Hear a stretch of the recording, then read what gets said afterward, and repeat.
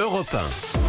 Vous écoutez Culture Média sur Europe 1, 10h, 11h30, c'est tous les jours avec Thomas Hill et votre invité ce matin, Thomas. Et oui, je reçois ce matin Sidonie Bonnec pour le documentaire Si j'étais sage-femme, diffusé ce soir sur France 5, où on vous suit aux quatre coins du monde. Sidonie, découvrir ce beau métier, ce magnifique métier de sage-femme. Et alors d'abord sur l'exercice lui-même, parce que le public vous connaît comme animatrice d'un très bon jeu à 18h sur France 2, mais là c'est très différent. Mais en fait, c'est pas très nouveau pour vous. Vous aviez déjà fait un peu des docs en immersion. Oui, j'avais fait plusieurs documentaires. J'étais partie un mois sur un chalutier avec 15 marins en mer du Nord, au sud des îles Féroé, donc pour découvrir le métier de marin. J'avais vécu 6 mois la nuit avec mon compagnon et réalisateur Jérôme Corquiquian. On s'était vraiment déréglé totalement pour découvrir comment vivent et travaillent les gens de nuit. Donc ça, c'était déjà il y a une quinzaine d'années. Ouais. Et ça faisait des années que je redemandais à partir sur le terrain parce que j'adore ça. Vous aimez ça? Voilà, j'aime ça. Et j'ai été gâtée parce que ce documentaire, cette aventure, elle est exceptionnel. Là, c'est un sujet. Alors, les sages-femmes que vous connaissez un peu d'abord parce que vous avez eu 2 enfants, donc ça joue forcément. Oui, mais pas tant que ça. Mais pas tant que ça. Ah oui. Mais non, parce qu'en fait, c'est la première peau qui nous touche et finalement, on les voit plus, les sages-femmes, après.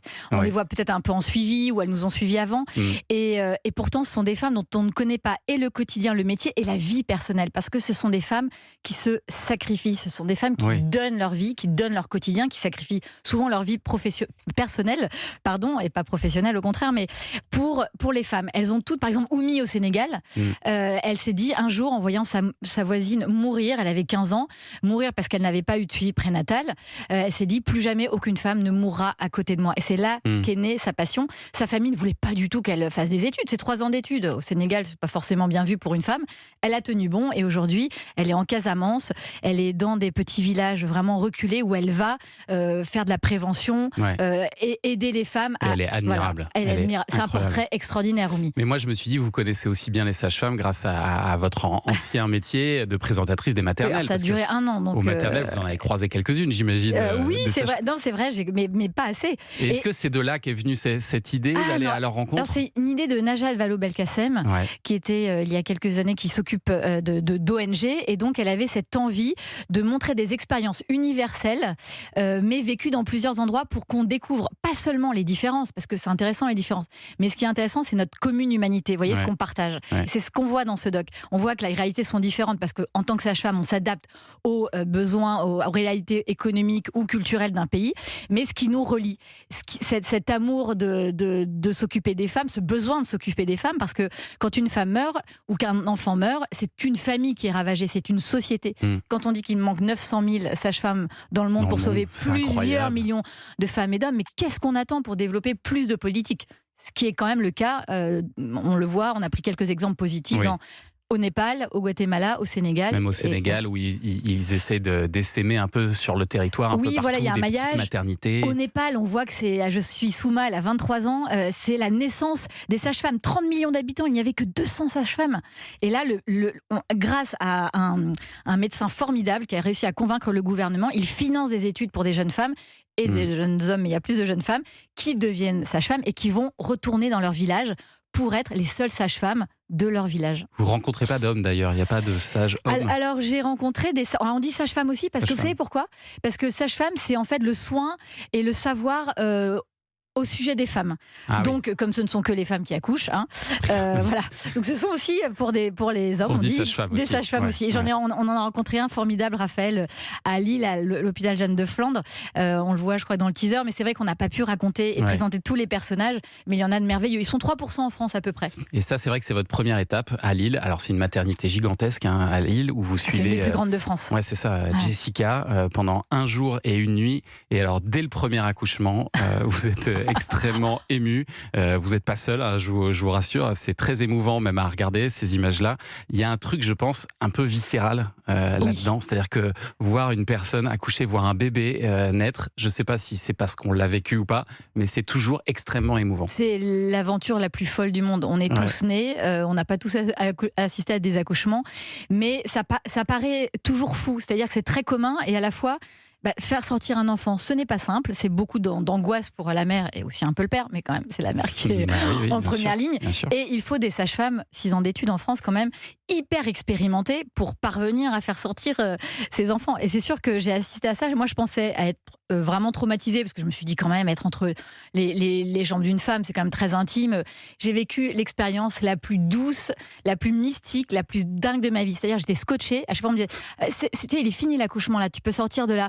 Oui, mais je voudrais bien regarder encore un petit peu. Et je suis restée des heures comme ça, hypnotique. Et surtout, c'est hypnotique et surtout, c'est fabuleux de voir le travail que font les sages-femmes qui ont une maîtrise. Alors, Jessica, qui est extraordinaire, le soleil de la maternité de Jeanne de Flandre, elle dit c'est 90% de technique, 90% d'humanité et 10% de technique. C'est vrai, mais c'est aussi beaucoup de technique parce que ce sont des femmes et des hommes très expérimentés. Quoi. Et puis, vous suivez aussi une femme qui souhaite accoucher sans péridurale. Et alors ça, en France, il y a de plus en plus de demandes d'accouchement comme ça, sans anesthésie. Et vous le dites dans le doc, Sidonie, vous comprenez pas trop cette tendance à vouloir ressentir les douleurs de l'accouchement. Alors je dis pas exactement ça, cher Thomaïl. Je dis un peu plus neutrement. J'essaie de dire de manière neutre que oui, ça m'étonne. Après, c'est vrai que je suis témoin, je suis sur le terrain, donc je me permets de livrer mon ressenti, mais il n'y a pas de jugement. Et c'est vrai que je suis étonnée parce que moi, la péridurale, ça m'a vraiment, j'aurais eu aucun autre courage que ça. Ouais. Et c'est une lutte. Hein. Donc, on a obtenu notre péridurale. Il y a tellement de pays où on l'a pas. C'est ça. Mais c'est ça qui est génial, c'est que les sages-femmes, elles permettent d'accoucher de manière classique ou de manière physiologique. Et Maud, elle va jusqu'au bout, elle essaye, puis à un moment, jusqu'au bout, elle lâche le projet. Ouais. Mais il y en a plein qui lâchent pas le projet. Et les sages-femmes sont là pour les accompagner au bout de la nuit ou du jour. Et à l'inverse, quand vous allez à Dakar, là, beaucoup de femmes aimeraient sûrement avoir accès à la péridurale, mais là-bas, ça représente plusieurs mois de salaire. Donc en général, elles s'en passent. Quoi. Oui, elles s'en passent et elles souffrent et elles sont plusieurs à être en travail dans une même salle, les unes à côté des autres. Et là, tout le métier de sage-femme prend son ampleur aussi parce qu'elles doivent être, elles sont rassurantes, elles sont techniques, elles sont aimantes. Au Guatemala, où j'ai adoré aller et rencontrer Maria Graciela, c'est carrément des sages-femmes qui sont... Alors j'ai rencontré Maria Graciela, en fait c'est une sage-femme maya, donc elle accouche de manière complètement traditionnelles. Elles sont 30% comme ça. 30% des accouchements sont réalisés encore à terre, avec des soins, des bains d'herbe, une cérémonie du feu, on brûle le placenta. Et ce sont des femmes qui n'ont pas fait d'études, mais elles sont hyper formées. Elles ont reçu un don. On dit, mais en fait, elles sont formées, elles sont pas vraiment... Elles apprennent ce qu'on dit sur le tas, quoi. Oui, c'est ça. Mais elles sont très fortes, aussi fortes que les sages-femmes formées. Elles vous ont impressionné. Ouais. Ah oui, elles accouchent les femmes tout à fait classiquement. Mais en même temps, on voit que la médecine traditionnelle essaye de les récupérer un peu et de les former un peu plus aussi pour que elles se rendent compte quand il y a un danger, par exemple. Oui, exactement, et qu'elles aient le réflexe d'envoyer la patiente à l'hôpital, de contacter une infirmière pour... Les comadronas. Les comadronas, si, señor. Donc, non, mais il y a un côté un peu mystique là-dedans. Mais totalement. Qui est et moi, surprenant. Je suis totalement terre à terre. Voilà, j'étais envoûtée. D'ailleurs, on me voit, vous verrez, l'aider à préparer une cérémonie du feu pour accueillir l'enfant et pour le guider jusqu'à la fin de ses jours, etc. Ouais. Et je suis vraiment candide, quoi, parce que je ne comprends rien de ce qu'elle veut. C'est très compliqué. Et à la fois, c'est un moment mais d'une beauté. Il faut se laisser emporter, en fait, par la vie des autres. Mais vous avez aussi découvert, Sidonie Bonnec, sur place, que vous ne saviez pas tenir un enfant dans le bras. Non, évidemment. Ça alors, je vous connais, évidemment. Je me permets de pointer cet échec. J'étais trop fière. On me tend un bébé à un moment dans une formation de l'association Pro Salud qui forme justement les sages-femmes qui les accompagnent, les sages-femmes traditionnelles. Et on me donne un bébé, donc moi je suis hyper fière, j'ai eu 2 enfants, donc je prends ce petit bébé. Et là, l'infirmière fait, bon, vous avez tous constaté que Sidonie, donc c'est la première fois qu'elle porte un enfant. Non, j'en ai quand même porté 2. Hein. Donc ça avait l'air d'être catastrophique. Mais mal, apparemment. Bon, et alors là, c'est un premier numéro. Si j'étais sage-femme, j'imagine que ça en appelle d'autres, Sidonie. Vous en voulez d'autres ? Bah oui, on aimerait avoir d'autres boulots. Vous-même, j'imagine que vous avez envie de tester d'autres boulots. Évidemment, ça serait un format merveilleux. On a plein d'idées et surtout que l'immersion, ça permet vraiment de vivre dans sa chair ce que la vraie vie des gens, la réalité. Et on a des confessions qu'on n'a pas quand on est derrière une caméra. Alors que quand on est au plus proche des gens, donc oui, j'adorerais vous faire découvrir d'autres métiers dans le monde. Mais ce qui est génial avec cette série de documentaires, s'il y a une série de documentaires, c'est qu'on a l'impression d'être près du monde grâce aux réseaux sociaux et de voir ce qui se passe à travers le monde. Et en fait, on ne le connaît pas, le monde. Dans ce documentaire-là, on ne connaît pas les sages-femmes du bout du monde et j'imagine qu'on ne connaît pas plein d'autres métiers dans le monde entier. Je suis d'accord. Bon, pardon. Donc je vais partir.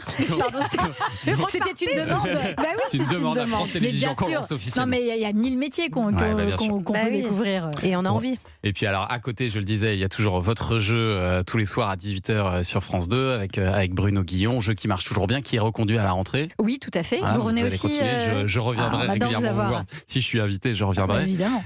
Et puis un nouveau bouquin aussi qui arrive à la rentrée, Sidonie Bonnec, parce que vous êtes désormais aussi romancière. Vous m'aviez accueilli magnifiquement pour La fille au père et merci encore de votre soutien. Qui a été un énorme succès, il faut bien le dire, voilà, qui est sorti maintenant en poche. Parce que c'est grâce à chacun d'entre vous, voilà, qui avez lu et acheté ce livre. Et je viens de rendre à mon éditeur. C'est parti à l'impression là, La femme effacée. C'est un thriller psychologique. Voilà, 2 femmes qui ont une même urgence à 600 ans d'écart, sortir du silence et d'un enfermement très particulier. Est-ce que la pression est plus forte quand on a eu un premier livre à succès?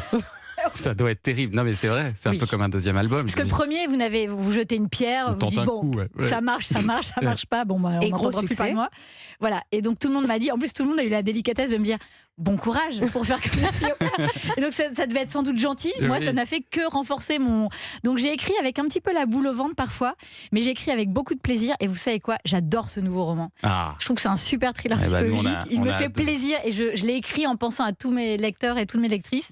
Et voilà. En tout cas, moi, ça m'a fait plaisir. Ouais. J'espère qu'il vous plaira. Et ben, on va lire ça. Je vous envoie ça très vite.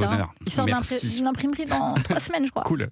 Merci Sidonie Bonnec. Si j'étais sage-femme. Donc c'est réalisé par Lorraine Canaillé. Il faut la signaler quand même. Extraordinaire réalisatrice, Lorraine Canaillé. Super prod, Babel Prod, Together Prod, parce que c'est vraiment un gros boulot d'équipe et la très bonne idée de Najat Vallaud-Belkacem. 40 jours de tournage quand même pour faire ce doc. À voir ce soir, donc 21h05 sur France 5. Et puis tout le monde a son mot à dire. C'est à 18h sur France 2. Merci beaucoup. Très bel été. Merci les amis. Merci.